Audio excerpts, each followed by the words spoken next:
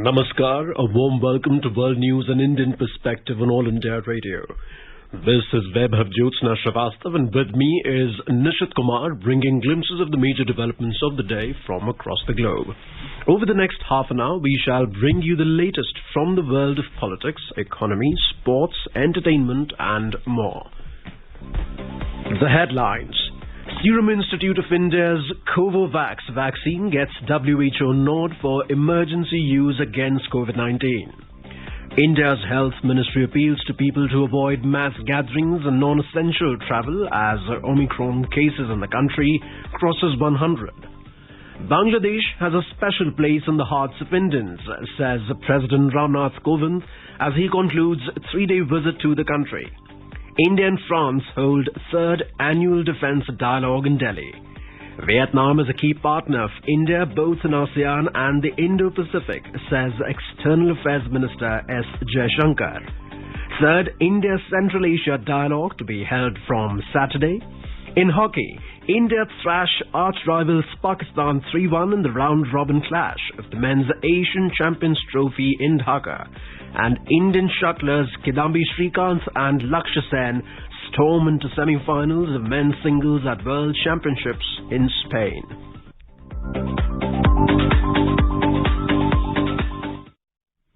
As India marches towards administering 150 crore vaccine doses against COVID-19, news about the new corona variant is a cause of concern.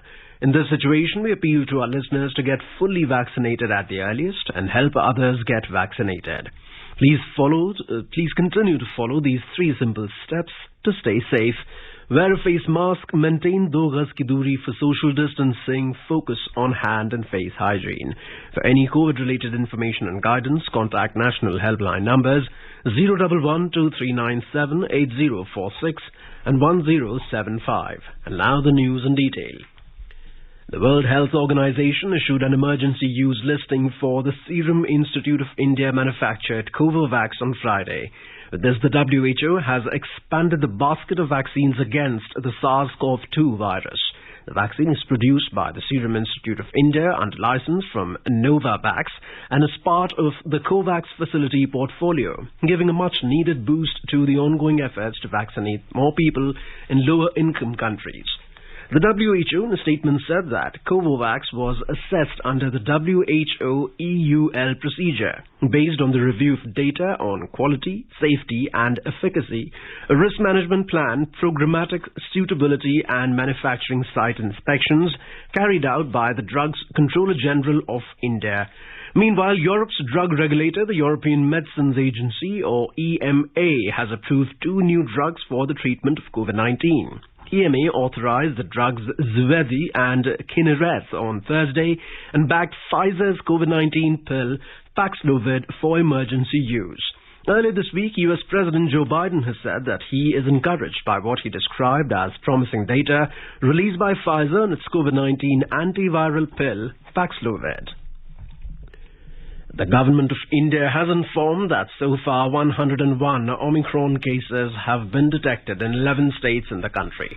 Briefing media in New Delhi on Friday, the Health Ministry informed that Maharashtra has reported 32 cases of Omicron, the new variant of COVID-19, followed by 22 in Delhi and 17 in Rajasthan. He further informed that Omicron variant has so far been reported in 91 countries in the world, and the World Health Organization WHO has said that Omicron is spreading faster than the Delta variant in South Africa, where Delta circulation was low.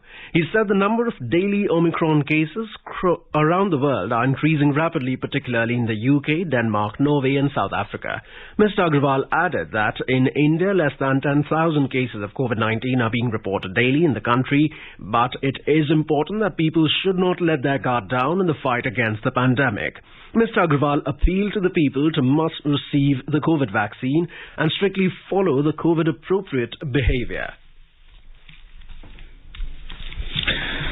Elsewhere, the G7 health ministers on Thursday held their final meeting of the UK's G7 presidency, focusing on Omicron. Describing the developments surrounding the variant as very worrying, the ministers agreed that should be seen as the biggest threat to global public health today. In a statement, the G7 countries said that it is more important than ever to closely cooperate and monitor as well as share data. It added that this will be the key to addressing the fast developing situation. President Ramnath Kovind concludes his 3-day visit to Bangladesh on Friday.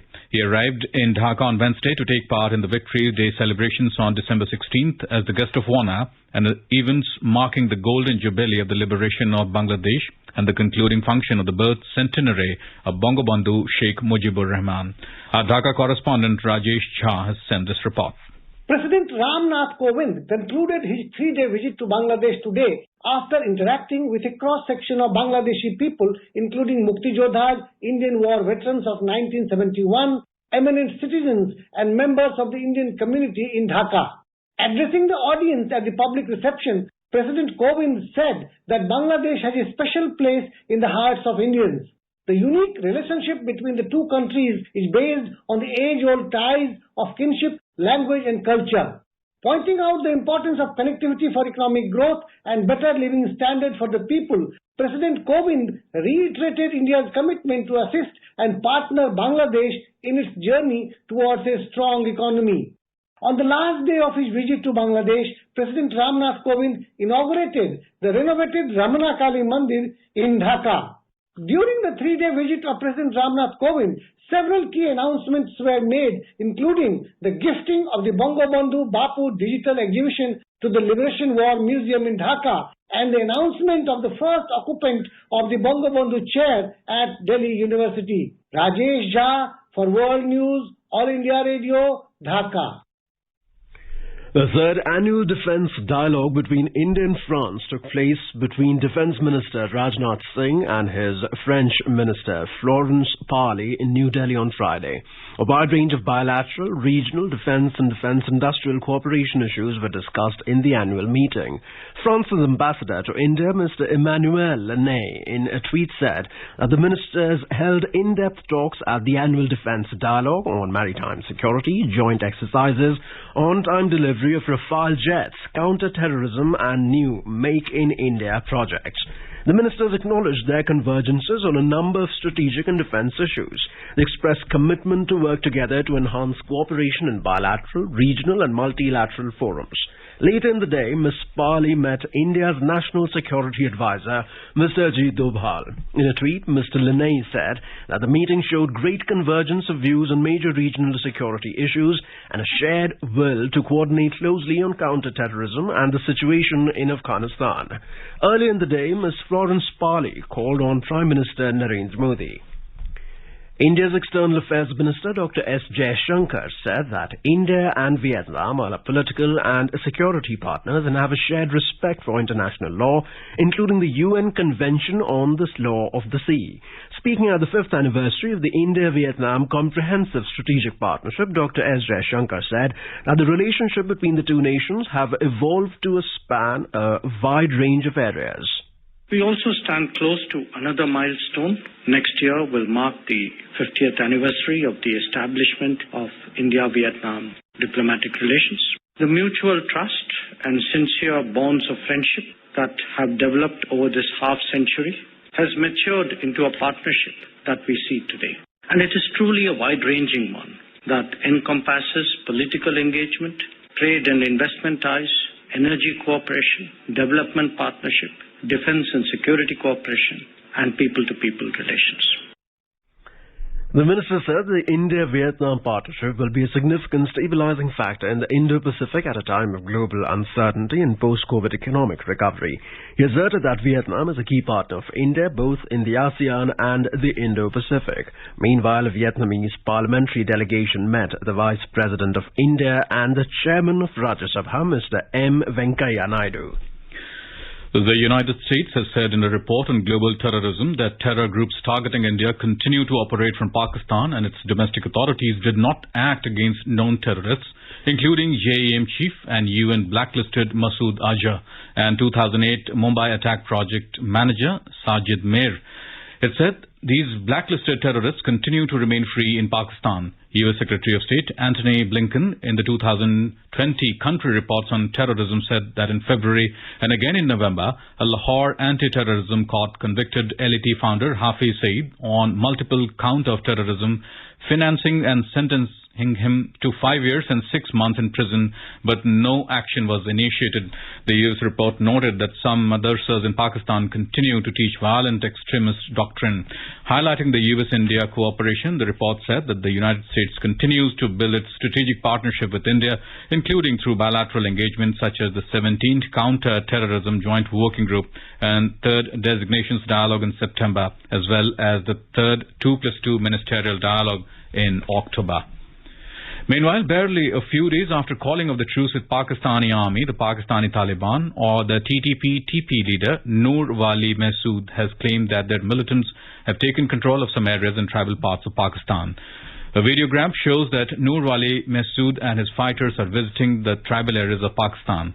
Of late, TTP has resumed its guerrilla attacks against the Pakistan army and increased its presence in different areas of Pakistan. The group is mainly composed of Pashtuns and Baloch, the two large ethnic groups in Pakistan that have been deprived of their basic rights there. They have alleged that their elders are either tortured, jailed or assassinated by the Pakistani army. External Affairs Minister Dr. S. Jaishankar will be hosting the third meeting of the India-Central Asia Dialogue in New Delhi from Saturday till the 20th of December. Foreign Minister of Kyrgyz Republic Ruslan Kazakbayev and Tajikistan Foreign Minister Sirojuddin Muhyiddin arrived in Delhi Friday afternoon to take part in the dialogue. We have a report. India views Central Asia as part of its extended neighborhood. The first India-Central Asia Dialogue, first proposed jointly by India and Uzbekistan, was held in January 2019. The dialogue provides a common platform to exchange ideas and to intensify cooperation on a wide range of areas, including connectivity, energy, trade, and people-to-people exchange. The strategic significance of the dialogue has increased with the deteriorating situation in Afghanistan. External Affairs Minister S. Jaishankar, during the 2+2 ministerial dialogue held earlier this month, had said the situation in Afghanistan has wider repercussions for the Central Asian region. India's External Affairs Ministry spokesperson, Mr. Arindam Bagchi, in the weekly media briefing said that dialogue is symbolic of the interest on part of all member countries for greater engagement between the countries in a spirit of friendship, trust and mutual understanding. Ramya for World News, AIR.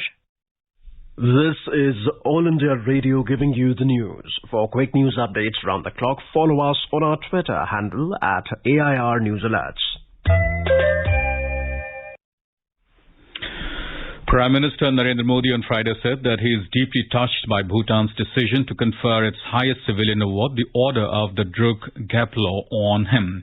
In a series of tweets, Mr. Modi expressed gratitude to the King of Bhutan.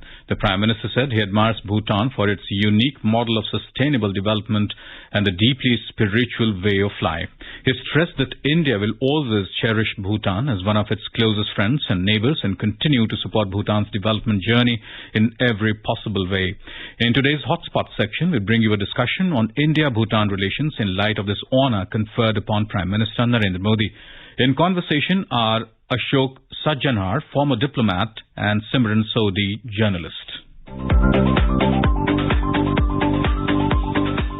Today we are discussing the award that has been conferred on Prime Minister Narendra Modi by the Bhutanese government. It is the highest civilian award awarded by the Bhutanese government, and Prime Minister Narendra Modi is also the first foreign head of government to receive this award. Ambassador Sajjanar, when we see this award which has been given today, and also the fact that Prime Minister Modi has contributed immensely to the India-Bhutanese relationship, he has also visited Bhutan twice, and this has also led to a steady increase and strengthening of the bilateral ties. How do you, in view of the India-Bhutan ties, see this award today?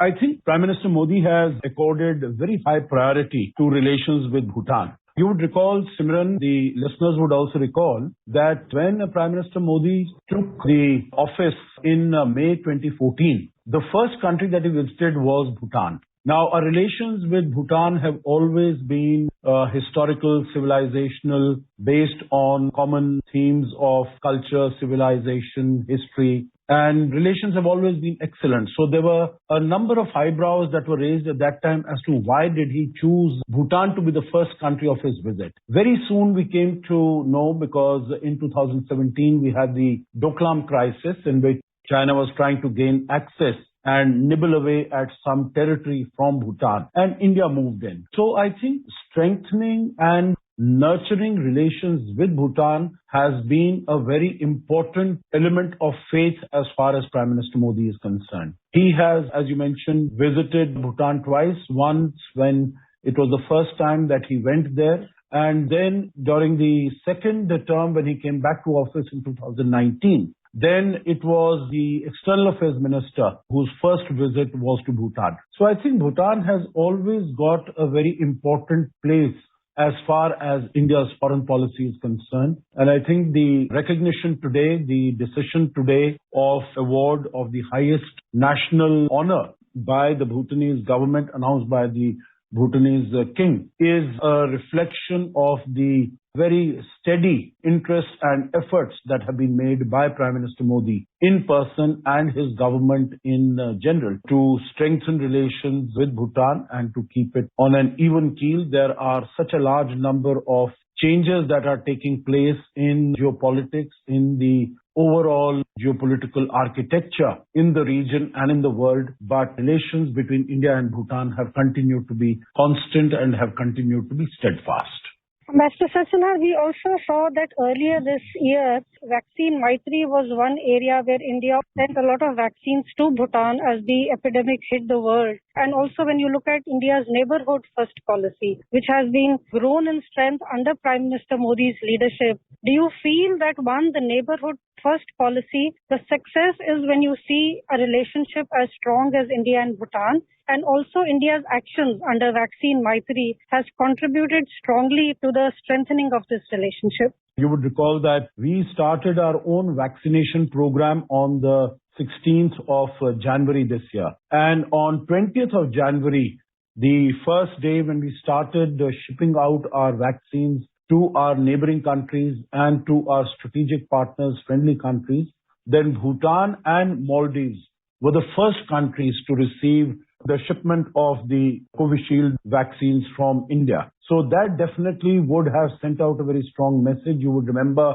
on that occasion, the Bhutanese Prime Minister had come out openly and said that, of course, countries can be generous when they have enough to meet their own demands, to meet their own requirements, and then they share what they have with other countries. But for India, which is still undergoing its own vaccination program, for it to take out the vaccines and to share them with the neighbors, that is real generosity. And the Prime Minister himself on that occasion was at the airport to receive this consignment of the vaccines that had been sent by India to Bhutan. So that definitely is an element that would have gone, that India has stood by Bhutan in times thick and thin, in times of difficulty, in times of trouble. India has always come to the assistance, to the support of Bhutan. So I'm sure all this, whatever has happened, how the relations have evolved, how the relations have developed since 2014 till now,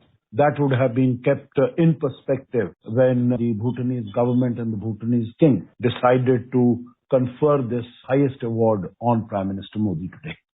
Mr. Sassanar, we've also seen that India and Bhutan, if notwithstanding the historical and the old traditional ties, are also now cooperating in new areas. We have space and IT and fintech. One, how do you see this cooperation which is going beyond what has been the traditional areas of cooperation? And do you feel that as time goes by, this extension that we are now exploring future areas of cooperation lends it further strength? Absolutely. I think India has always treated Bhutan with the utmost respect. And I think that is what is really appreciated also by Bhutan, that notwithstanding the fact that it is a small country, small area in terms of population, it is much smaller, but it has received always the highest respect and consideration and support by India. You are very right that in the past there have been the traditional areas of friendship and partnership between the two countries, whether it is India is investing in Bhutan for hydropower generation, and all that hydropower is then taken by India, imported by India at rates which are very attractive as far as Bhutan is concerned. It has never tried to interfere in the internal affairs of Bhutan. Now, of course, as things are opening up, Bhutan is also a member of the UN organization. It has its own foreign representation in a number of countries. So India is collaborating with it in newer areas of cooperation, whether it is IT, it is helping in building infrastructure, it is in the areas of digitization, of fintech, of space. So all the new areas in which Bhutan has an interest, and of course in the area of education, capacity development, inviting young professionals from Bhutan into India to develop their own skills and their own capacities. So I think India is meeting the felt needs of Bhutan and taking them forward rather than trying to impose anything on Bhutan, because Bhutan is very particular in as far as protecting its environment is concerned. It doesn't want to engage in any sort of economic activity which will not be green in nature, which will have any harmful impact on its ecology, on its environment. India is very respectful of Bhutanese needs, and it supports and promotes it in every way that it possibly can. Master Sarjunar, when we talk of India-Bhutan ties, one country whose mention, especially of late, has been creeping in is China. We also feel that apart from Bhutan, we see the Chinese trying to grow their imprint in the South Asia region, in India's neighborhood. And we've also seen the Chinese overtures towards Bhutan. Do you feel that India, despite the fact that we share a very long, historical, close ties with Bhutan, is there something that India needs to worry about or to look out for as far as the China factor is concerned in the India-Bhutan relationship? China is trying to reduce India's influence in its neighborhood. We've seen it, whether it was earlier Maldives, it is Sri Lanka, it is Bangladesh. But I think we really have to depend on our very strong civilizational links and ties with our neighboring countries and give them the confidence that the relationship between India and those countries is for their benefit and for their advantage. The other point that I would like to make is that China has settled its land boundaries with 12 out of the 14 countries with which it has land borders. The only two countries with which it has not settled its borders are Bhutan and India. And it has been having discussions with the Bhutan of late. Bhutan also has a very mature leadership from king of the country. And we have also seen that of late democracy has come into the country, and that although it is in a nascent stage, but that is also developing in a very healthy and a very robust manner. So we feel is that China uses the fact that it has not settled its borders with India and Bhutan. It uses them as pressure points and to get maximum advantage from these countries. But Bhutan would have seen what is the situation of other countries which have gone into debt traps, whether it is Pakistan under the China-Pakistan Economic Corridor. There is empirical evidence from a large number of countries. In Sri Lanka, we have seen it is the Hambantota port which had to be given up to China for 99-year lease, and several thousand acres of land had also to be leased, had to be given to China. So Bhutan would be seeing all these developments and making its own decisions. But India has to focus on the century and millennia old relations and understanding and confidence and friendship with these countries and try to help them in every way that it is possible. With these comments, we bring today's discussion to an end. Thank you. Thank you.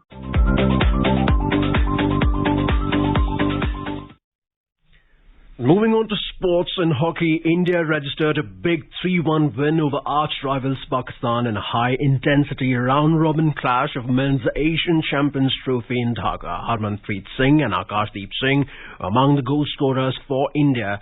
With this, India have consolidated their position at the top of the table with 2 wins and a draw in 3 matches. India will now take on Japan on Sunday at 3 p.m. Indian Standard Time.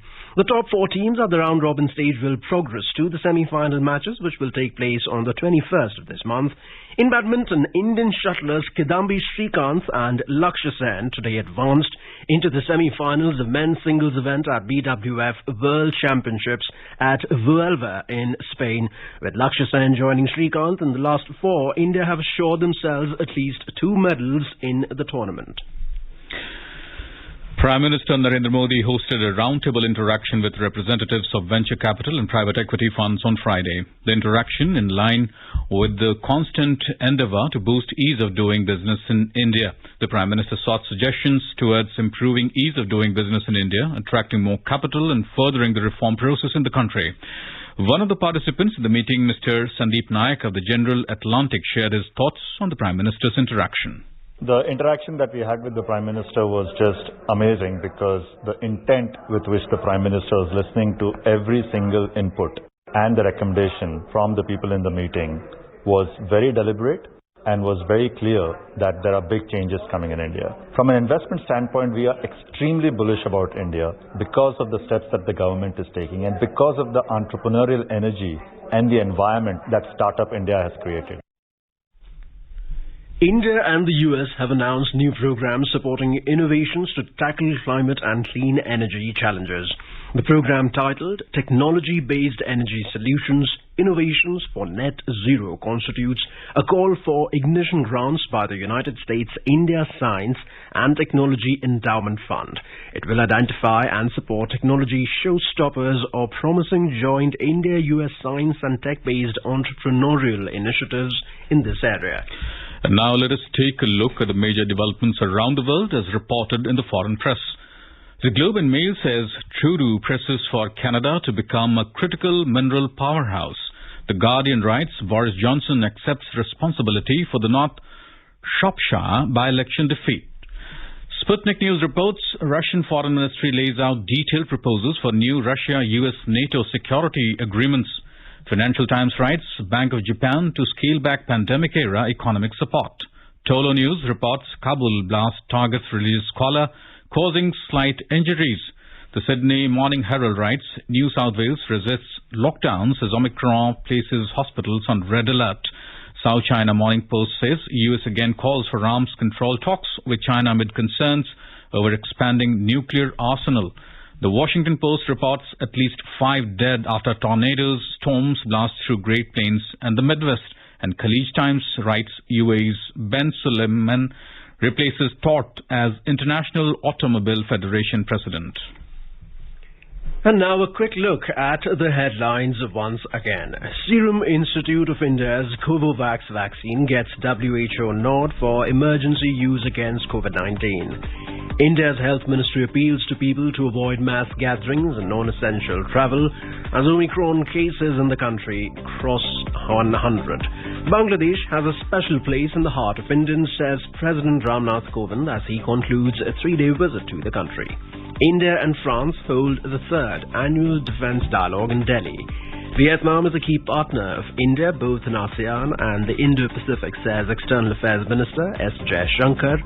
3rd India-Central Asia dialogue to be held from Saturday. In hockey, India thrash arch-rivals Pakistan 3-1 in the round-robin clash of the men's Asian Champions Trophy in Dhaka.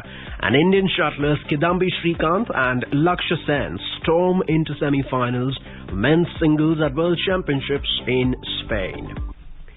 India is celebrating the 152nd birth anniversary of Mahatma Gandhi. Before we end, let us listen to his favorite bhajan, Vaishnav Jan, by artists from Bhutan on their National Day.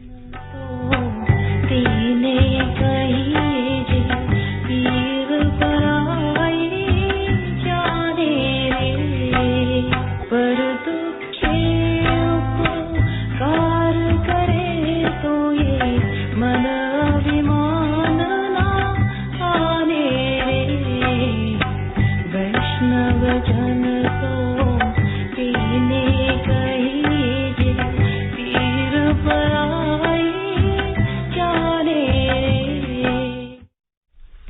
And with that, we end this bulletin. We'll be back at the same time tomorrow with the next edition of World News.